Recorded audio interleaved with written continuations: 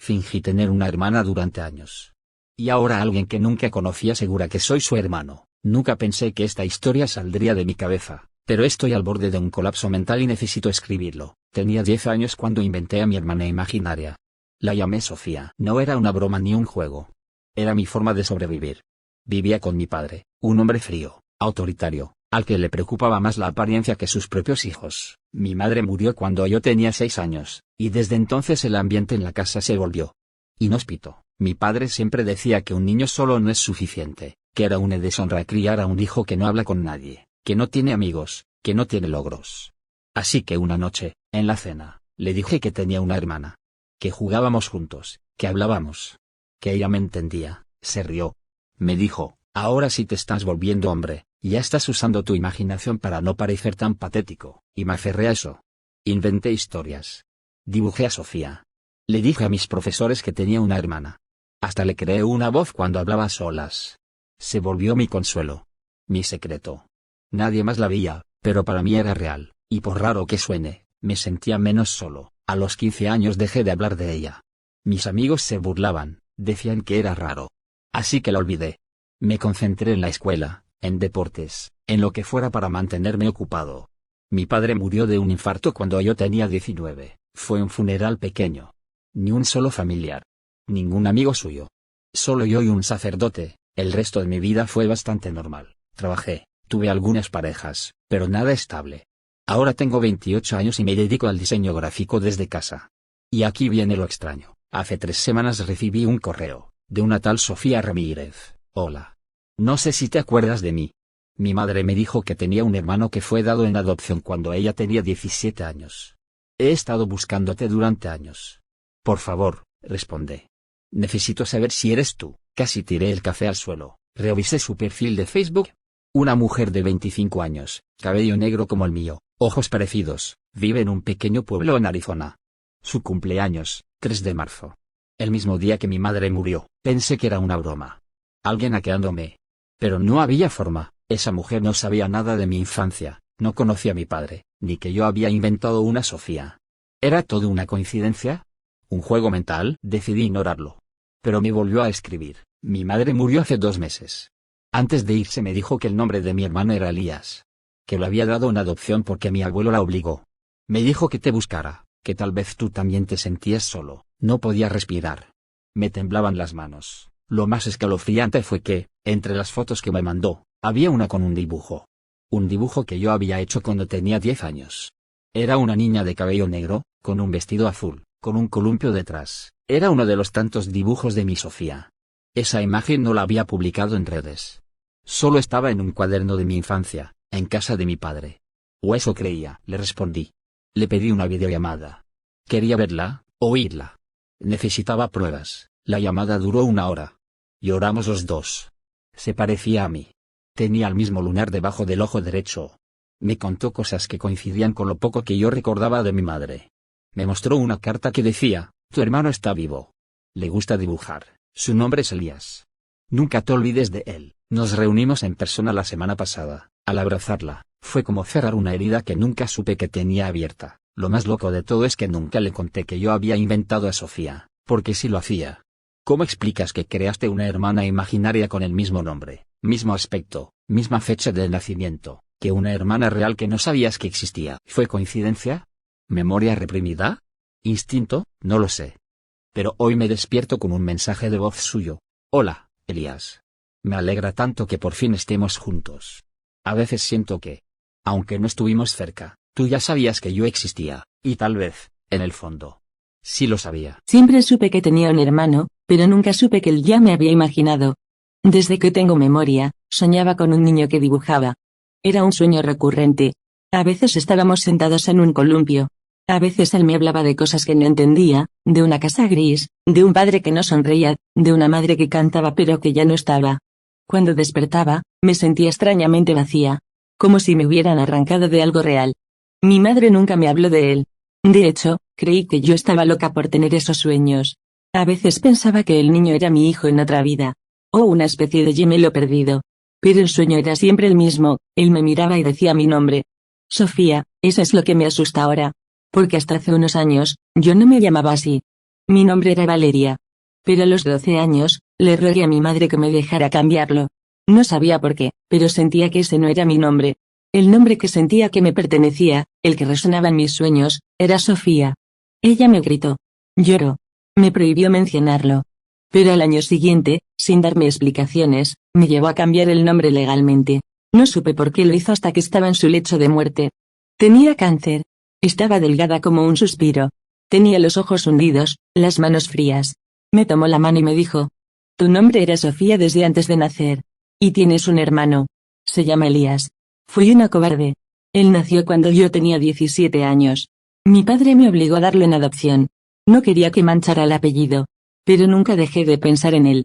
Cada dibujo que hacías, cada historia que inventabas, eras tú tratando de encontrarlo sin saberlo. Esa noche no dormí. Revisé todos mis diarios, todas mis libretas viejas, y me di cuenta de algo. Durante años, había estado dibujando un niño con una cicatriz en la ceja. La misma cicatriz que Elías tiene. Mi madre falleció 2 semanas después. Y yo comencé a buscar. Tuve que usar pistas mínimas, el nombre Elías, la ciudad donde lo dejó, la agencia de adopción. Fue como buscar una aguja en un campo de trigo. Hasta que encontré una cuenta de Twitter abandonada con su nombre completo y un link a su portafolio artístico. Y ahí lo vi. El dibujo del columpio. El mismo que yo había soñado. El mismo que yo había dibujado cuando era niña. Pero lo había hecho primero. No podía ser una coincidencia. Le escribí con miedo, creyendo que pensaría que estaba loca. Y en parte, sí, yo también lo creía. Hasta que lo vi en persona. Nos encontramos en un parque en Flagstaff. Me senté en la banca antes que él llegara. Mis manos sudaban. No sabía si debía abrazarlo, si debía reír o llorar. Y entonces llegó. Cuando lo vi, tuve la misma sensación que tienes al despertar de un sueño que olvidaste, pero que te hizo feliz. Era él. No necesitaba pruebas de ADN. No necesitaba un árbol genealógico. Lo sentí. Nos abrazamos. Y lloramos. Pero esa noche, mientras dormía en el cuarto de hotel, tuve un último sueño. Y esta vez no era él quien me hablaba. Era mi madre. Elías te imaginó para no morir de soledad. Y tú lo soñaste para no perderte. Nunca estuvieron solos. Solo estaban, buscando el camino de vuelta. Y entonces lo entendí. No fue coincidencia. Fue algo más profundo. Más viejo que la sangre. Algo que no puedo explicar con palabras. Hoy duermo tranquila. Porque sé que no estoy sola. Porque mi hermano me inventó, y yo lo soñé, y ahora, por fin, nos encontramos. Mi padre temía algo peor que la vergüenza. Y dejó pistas para que nunca las encontráramos. Actualización, otra vez yo, Elías. Creí que esta sería la publicación en la que les contara lo bonito que es tener finalmente a mi hermana en mi vida, pero anoche encontramos algo que no nos deja dormir, al final, pero les juro que vale la pena leer todo porque esto se está poniendo raro. Después de nuestro reencuentro, Sofía y yo decidimos ir despacio, primero fines de semana juntos, luego vacaciones compartidas. Al final, alquilamos una casa antigua en las afueras de Flagstaff, a medio camino entre su trabajo en un mercado de arte local y mis clientes de diseño freelance. Era la oportunidad de vivir la vida de hermanos que nunca tuvimos, desayunos improvisados, maratones de estudio Ghibli, salir a la montaña a dibujar pinos retorcidos. Durante semanas repetíamos el mismo ritual antes de dormir. Prométeme que mañana seguiremos aquí. Te lo prometo, Sof, y así hasta que la frase perdió sentido. Nos sentíamos a salvo. Todo cambió ayer por la tarde. La casa vino con un cobertizo al fondo. La inmobiliaria dijo que perteneció al primer dueño, un ex profesor de física, y que llevaba años cerrado. Entre bromas lo llamábamos la zona prohibida del profesor chiflado. Pues bien, Sofía encontró una llave diminuta dentro de una lámpara rota. Cuando la giramos, el candado saltó con un clic hueco y el olor a polvo viejo nos golpeó. No había aparatos científicos ni cadáveres disecados, gracias a Dios. Solo una caja metálica, gris, sin marca. Por fuera parecía un archivador, por dentro, guardaba un cuaderno de tapas negras. La caligrafía era de mi padre adoptivo. 2 sobres amarillentos con la palabra gemelos escrita a máquina, una Polaroid pegada con cinta. Salgo yo, de unos 3 años, jugando con otro niño idéntico a mí. La foto me dejó helado. Yo no tuve ningún gemelo. O eso creía. El cuaderno está plagado de fechas comenzando el 3 de marzo de 1993, día en que nació Sofía. Todo en tercera persona. Sujeto a muestra severo retraimiento.